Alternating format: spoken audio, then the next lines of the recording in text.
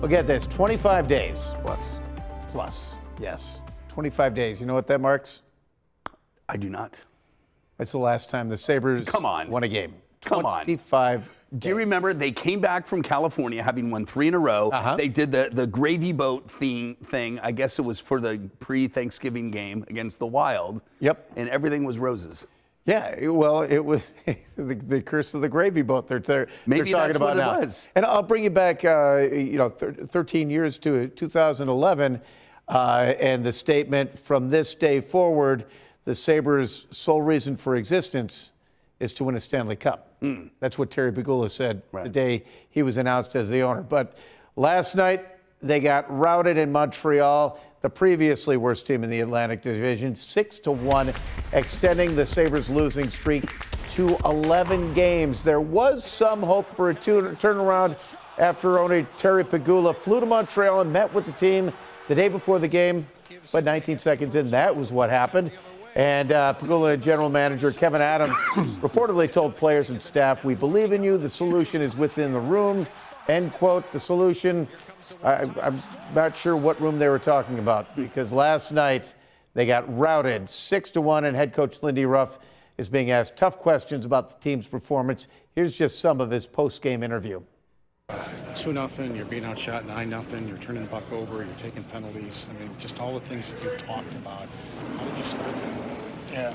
Yeah, it started with a poor puck play, inside the offensive zone, where we didn't get it deep, and then, it goes off a referee's skate, and I think when you don't execute up ice, bad stuff can happen, and it happened on the first goal. Our puck play, again, early in the game, it really hurt us. They pressed hard, but we could have made better plays. You were running around so much in that first 10 minutes, it just seemed like the panic set in again. I mean, how surprised were you you just couldn't get it back? I just thought, it was that first goal just bothered us too much. Then it was we're going to race here, race there. I thought we settled down at about the 10-minute mark finally. We got organized. We started to look like a team. I thought that last 10 minutes, the start of the second, I really think the turning point, we made it 2-1. The turning point was the non-call when Bo goes to the net. What do you think? I mean, he's looking a little tired there, right? Yeah, and I got to believe, he's got to do these, post-game press conferences, and it's like you said the other day, I have no more words for this. Yeah, how do I put lipstick on this, right? Right. Now, this, of course, is his second tenure with the team. He coached them 97 to 2013 before he got fired. But during his first stint, he did lead them to the Cup Finals in Dallas. He was brought back to the Sabres in April during a much more hopeful time for the franchise. This is at least some of what he had to say during his introductory press conference on his return. I'll say this again, I'm humbled by the opportunity I'm getting, because I get a chance to do something that I wasn't able to do as a player. Then I became the coach of the team and didn't succeed what I was set out to do, and now I'm getting one more opportunity, which I really feel I'm blessed to have that opportunity. The team is about now. It'll be my opportunity to put these guys in the right position, use their strengths to get them to that next level. Now, the season's not over, but it's not looking good. I mean, they are 7 games away from tying, or actually 6 games away from tying their league record losing streak of 18 games. I am fully understanding of this scenario. However, wasn't it the St. Louis Blues 2 years ago that went from worst to winning the Stanley Cup the next year, right? Yeah. With Ryan O'Reilly, right? Oh, yeah. So my point is that you look at this coach who's got such a great record, who, I don't know, is this just a slump? And slumps can be turned around. I know I sound like Mr. Positive, Mr. Fanboy here, but I don't know. So you're really saying there's a chance? Is it that dire? I mean, yes, I heard the game last night was terrible on all levels. Yeah, I mean, it was not great timing to pull that 6-1 loss, but I mean, there's always a chance. It's professional sports. Right. They get their confidence. You've got a lot of young players who have never been in this position in their career, Right. and snapping it out of the streak. I think they need some leadership in the players' room. I mean, I think someone's either got to step out or they got to bring in someone who's a proven leader in the locker room, because obviously what the coach and the owner and the general manager are saying isn't really working. Now they've got to hold each other accountable, I think. But we'll see. Hopefully, I mean, I'm a lifelong Sabres fan. I would love to see them snap out of it. Right. But, Lindy's got to get sick of having to say the same thing over and over again. Kind of like when you have to deliver bad weather forecasts. Or explain where things went wrong. Exactly right. And there's like, okay, I got to do this again, Yeah. But I think it's now in the heads. I think maybe the players are playing in fear instead of playing aggressively and confident. Yeah, like, without a doubt. am I going to have a job tomorrow? Yeah, someone scores and it's like, oh, here we go again. Right. All right, well, let's talk a little weather, why don't we? Let's do that. Things looking not as pessimistic as the situation with the Sabres, but it's going to be kind of a gloomy day today. Let's take a look and show you what's going on. We're going to be on Max 1 here, and we've got afternoon rain and snow showers on the way. Light snow on Friday, okay? So kind of sloppy this afternoon, colder with light snow on Friday, and then it looks like we'll see a brief Arctic attack of chill for the weekend, especially on Sunday, as high temperatures will only be in the teens, okay?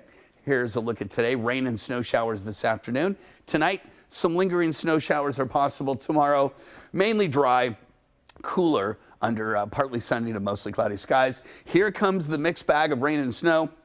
Notice how over land, it's mainly snow showers, but over the lake, where it's warmer, the lake temperatures right now are in the low 40s, so that warms the air up. And when your temperatures are very marginal, we could get some rain showers, especially close to the lake, snow showers elsewhere. So for Buffalo, it's likely going to be a mixed bag as the rain and snow showers move through from about the lunch hour into the early to mid-afternoon, and then it should be done. It's not going to amount to much, but there still could be an inch or two in the hills elsewhere, just a little bit of early winter slop is what we're going to see today. Tomorrow, we're going to see temperatures start off in the 20s to around 30, and then under partly sunny to mostly cloudy skies and mainly dry temperatures in the low 30s. Snowfall out of this will not be much. A couple of inches in the hills possible, 1 to 2 primarily elsewhere. Again, just some wet snowflakes is what we are expecting. And then a push of very cold air coming at us for the weekend. However, with this push of cold air, like the last two where we had lake effect snow as a result, that's not going to be the case with this. The wind direction isn't right, the moisture levels aren't right, so we will have some light snow on Friday, a push of cold air to follow, maybe some limited lake effect snows in spots, but nothing big whatsoever into the weekend in terms of lake effect snow. So rain and snow showers this afternoon, temperatures into the 30s, cloudy with snow showers overnight tonight. And the long-range forecast, light snow for everyone on Friday, maybe a few snow showers on Saturday, cold on Sunday, then warming up next week for New Year's Eve. Rain and snow showers. It probably starts off as snow and then goes to rain on Tuesday, leading to what should be a mild Christmas with temperatures, I think, in the 40s. Rain and snow showers for the south towns in the southern tier. There's the light snow for Friday into Saturday. And look at that, it's going to be cold on Sunday. High temperatures for the Bills game. I think kickoff is going to be right around 16, 17 degrees, Pete. So a cold game against New England, which I think the Bills are favored by 14, I think the line is. Yeah, something like that. Something like that. But yeah, early winter slop. That meteorological term, I love it. In Weather School 101, that was one of the, you learned clouds, rain, early winter slop. All right, very good. All right, now back to some news for you this morning. News sent to Daybreak. In just about 2 hours, law enforcement leaders will gather at the Buffalo Police Department headquarters. They're going to be calling on Governor Hochul to sign the child-sensitive arrest bill. This legislation requires all police departments in New York to come up with policies to minimize the trauma a child could suffer if their parent or caregiver is being arrested. The police departments in Buffalo, the town of Tonawanda, and Cheektowaga, along with the Erie County Sheriff's Office, already have some sort of policy similar to that in place. And a quick look at what we're working on today. Defense attorneys are expected to start calling witnesses in the trial of Faro Strip Club owner Peter Gallivan. Jurors could get the case as early as this week. Gallivan is charged with drug trafficking, sex trafficking, and witness tampering. TSA is holding a news conference at the Buffalo Niagara International Airport. They'll be talking about how they're preparing for the holiday travel rush. That news conference is scheduled for 10 o'clock this morning. Despite their disappointment on the ice, the Sabres are looking to spread some holiday cheer in local schools. Team staff members will be at Christian Central Academy at 9:30, part of the Sabres Student of the Game program. This program is designed to incorporate floor hockey into PE, and students who participate get a free shirt as well as a free ticket, along with the purchase of another ticket to a select Sabres home game. And you may want to try your luck this week. The Mega Millions jackpot has jumped to $825 million. The cash option, $382 million. Also, a heads up for frequent players. The price of a Mega Millions ticket will increase to $5 next year, and officials think this will push the jackpots even higher and create billion-dollar payouts more frequently. All right, so you're not a lottery player, are you?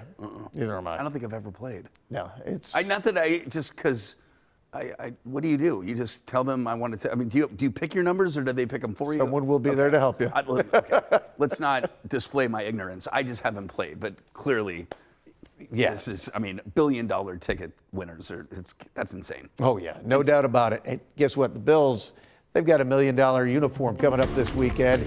A sweet new uniform combo comes Sunday. They'll be wearing the red jerseys with the white pants and red socks and the white helmet. Now, I can't believe this, but this is the first time the team has worn this exact combination. They've worn the red before, but never with white pants. The Bills kick off against the Patriots on Sunday at 4:25. What's your favorite Bills combo? I call it and I've heard others call it too, the stormtrooper look, white on white. I just think it's crisp, it's clean. It reminds me of stormtroopers from Star Wars. Yeah. But I just like that the best. You know, it's simple, but it's crisp and clean and kind of.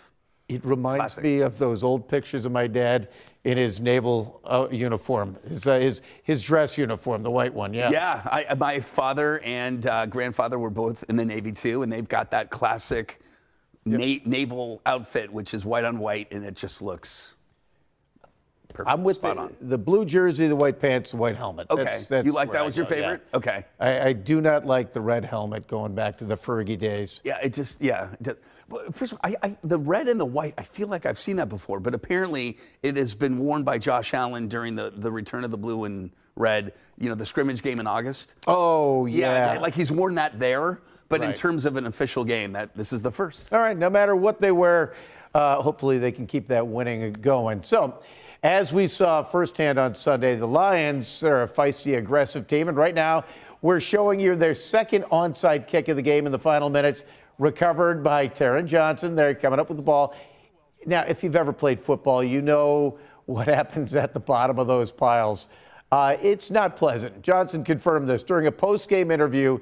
He described the scrum saying, quote, whole lot of pulling, a whole lot of pinching, putting fingers where they're not supposed to be and all that stuff.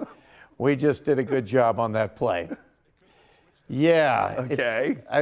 That leaves your imagination to run wild. But yeah, I mean, I've heard it can be very ugly down there. Yeah, I've got some friends who've played rugby as well, and it's the same type of dynamic. It's where the refs can't see, anything goes, right? Right. But yeah. Well, yeah. I mean, they're probably doing whatever they can to, get the